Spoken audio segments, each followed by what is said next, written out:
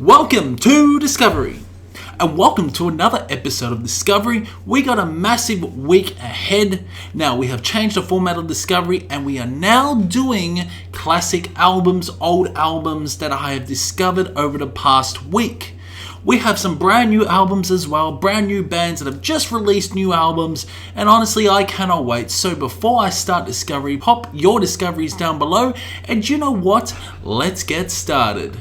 First up is Powerwolf Call of the Wild, released through Napalm Records. Had the opportunity to listen to Call of the Wild by Powerwolf a few weeks ago, and you know what, this is a good album, but not as great as the albums like Sacrament of Sin. And there are some really good catchy songs like Vakalak, Vakalak. Vakalak is a really catchy song, along with Dance with the Dead, Beast of Devoured, which was a single, interesting intricate guitar patterns, along with the drumming, and not to mention his vocals are very good. This is a pretty stable album by Powerwolf, but definitely not their best, but it's still a great album in their discography. Powerwolf are very consistent, they are a very consistent band, but overall Powerwolf Call of the Wild is just a really solid album.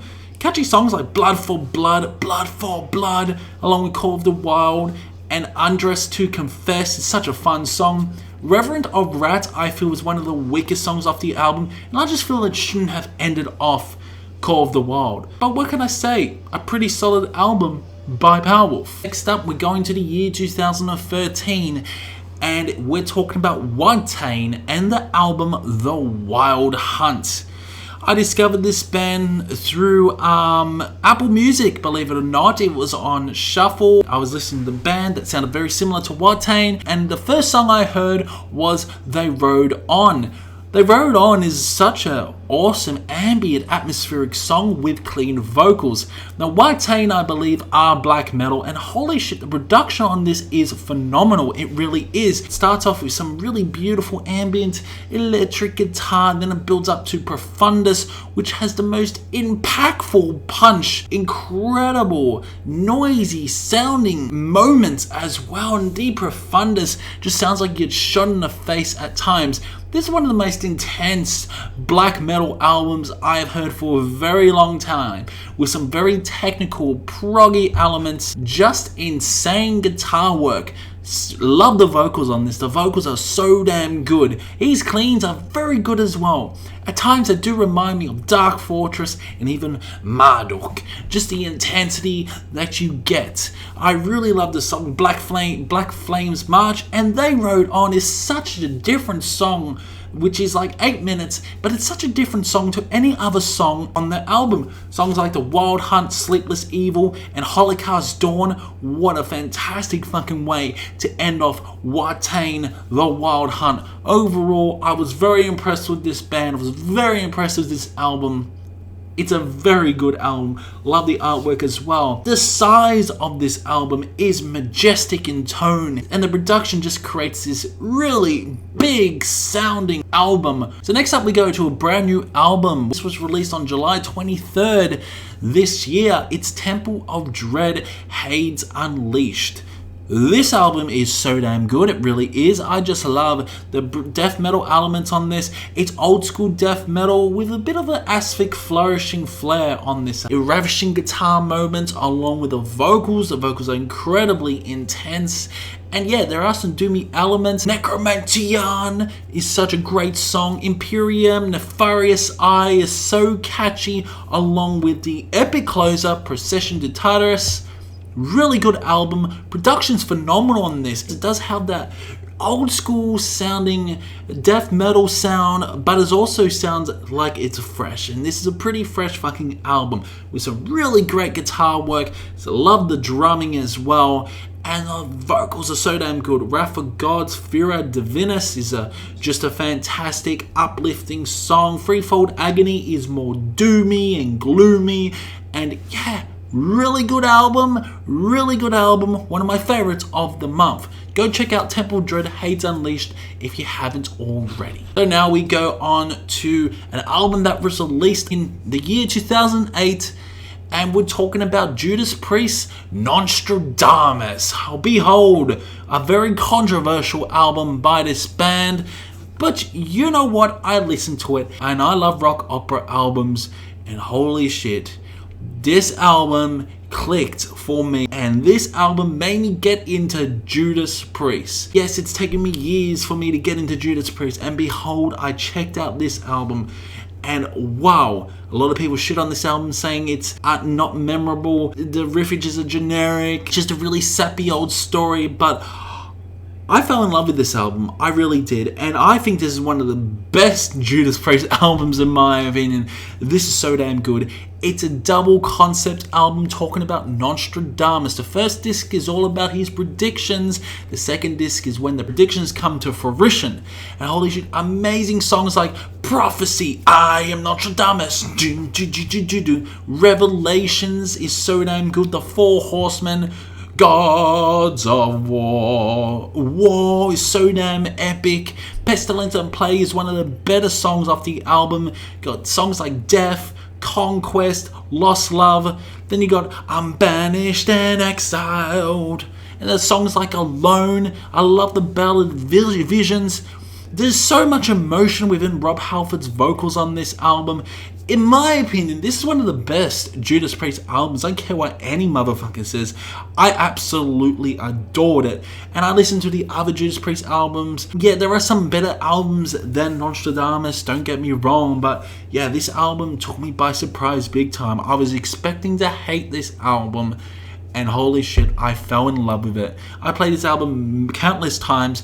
I just love the pure emotion the band provides, to great solos as well, and Future of Mankind is just a fantastic way to end off the album. A lot of people shit on this album, saying that it's unoriginal. Well, people were shitting on Judas Priest because they sounded the same. They decided to be more ambitious and create an album like this, and everyone shits on them regardless. So holy shit, this album was a ride of a lifetime. I absolutely loved it. There's nothing much I can say that I am a fan of Judas Priest listening to this album, and I've listened to many other LPs for Judas Priest. But yeah, Nostradamus is solid in my opinion. It's solid. I just love the interludes that lead on to the songs. Oh, they just bleed so well. Every single song just, it fits the concept of this album. The lyrics are amazing. Listen to it again, and come in an open mind. Listen to Nostradamus, and it's really not that fucking bad, you silly retards.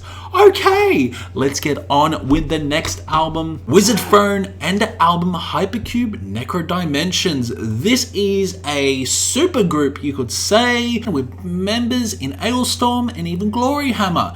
We got a few guest appearances throughout Soul of the Sun and even Insomnium. And Wizardthrone Hypercube Necrodimensions is a symphonic power black metal album, and this is so damn good. I love the vocals on this, the Ether Realm vocalists. Oh, so damn good. What a fantastic, ambitious album by this band. The guitar work is fantastic. The synths are really overdriven on this album, but it works, and the production creates this amazing atmosphere as well. It's symphonic. There's also elements of black metal, mainly black metal, with those vocals with some melodic death metal elements as well. The riffages are incredibly catchy, and I love the drumming, and not to mention the organ is very prominent throughout the mix of this album. And yeah, there are just absolutely fantastic songs like Black Hole Quantum Thermodynamics. How fun and catchy is that song? Incantation of the Red Order. And then got Beyond the Wizardthrone, which is like 13 minutes long, but it fucking works, and it's a great way to end off the album. Wizardthrone Hypercube Necrodimensions is solid as anything. I would recommend you to check it out if you haven't already. Next up, we're going back to an older album, a reunion album, Candlemass, and their self-titled album, which was released in 2005 through Nuclear Blast. Behold, this album is so damn good. It may be a little bit long, but it stands true. This is everything what Candlemass has done in the discography, grabbed all the elements from their discography and put it onto this album. And holy shit, there are some amazing songs. Black Dwarf, Seven Silver Keys, Assassin of the Light, Born in a Tank, Witches, The Day and the Night, need I go on? There are just incredible moments. I love the guitars. The guitar tone is so damn sexy on this album. Messiah comes back. Messiah's vocals are so damn good on this. I love his vocal tone, his distinctive, rich and warm vocals that really escalate the album next level. There are some really hard, thrashy moments as well, along with doomy moments. Yes, this is majestic doom metal, but this is definitely one of the most heaviest Candlemass albums. One of the most heaviest Candlemass albums. If you haven't checked out Candlemass self-titled, I suggest you check him out. Check this album and see how heavy Candlemass can go. But overall, it's a solid album for what it is. Absolutely adored it. But yeah, I checked out this album like a year ago, but I thought I'd throw in the Discovery this episode just because I just feel like throwing in the Discovery.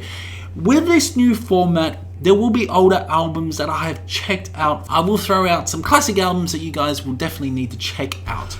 So, next up is our final discovery, and we're talking about Towards Atlantis Lights, When the Ashes Devoured the Sun. Now, in case you don't know, Costa, who is also in Pantheus, and who's also subscribed to our channel, hello Costa, is one of the masterminds of Towards Atlantis Suns.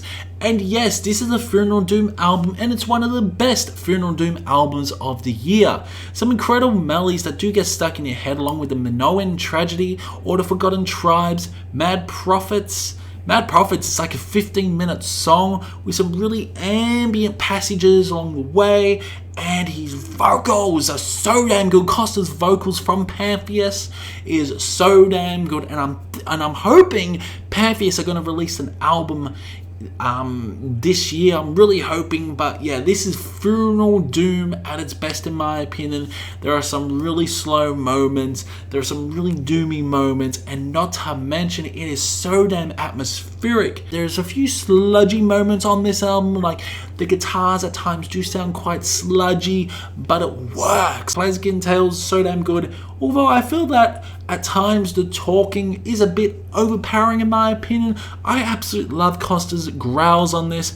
His growls are incredible, and I love his clean vocals as well, but I'm more of a fan of his growls, and there's a few talking passages which I am liking, but at times I feel that it doesn't need to be in it. But Towards Atlantis Lights is such a solid fucking album, and you guys should definitely check it out if you like Funeral Doom. So guys, that's it for Discovery. I hope you did enjoy it for this week. Join me next week for the next Discovery.